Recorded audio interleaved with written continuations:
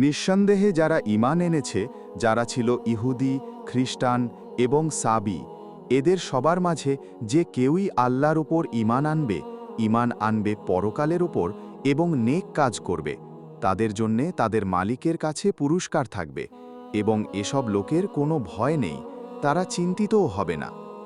আয়াতের ব্যাখ্যা ও শিক্ষা। ১. আল্লাহর দৃষ্টিতে মূল শর্ত ৩টি।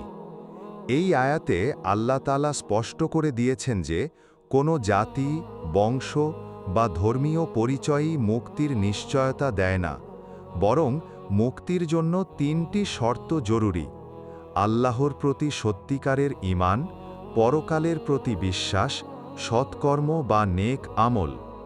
যে ব্যক্তি এই ৩টি শর্ত পূরণ করবে, আল্লাহ তার জন্য পুরস্কার নির্ধারণ করেছেন। ২. বার্তা সব জাতির জন্য। এখানে আল্লাহ শুধু মুসলমানদের নয়, অতীতের ইহুদি, খ্রিস্টান ও সাবী জাতিদেরও অন্তর্ভুক্ত করেছেন, অর্থাৎ যারা সত্যিকার অর্থে তাদের সময়ের নবী ও আল্লাহর বার্তা মানত, তারাও আল্লাহর কাছে গ্রহণযোগ্য ছিল। আজকের দিনে এই শর্তগুলো পূরণ হয় মুহাম্মদের আনিত ইসলামের প্রতি ঈমান ও আমল দ্বারা। ৩. ভয় ও দুঃখ থেকে মুক্তি।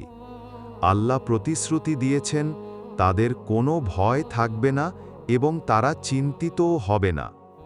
অর্থাৎ আল্লাহ যাদের প্রতি সন্তুষ্ট থাকবেন, তাদের জন্য পরকালে নিরাপত্তা, শান্তি ও আনন্দ অপেক্ষা করছে।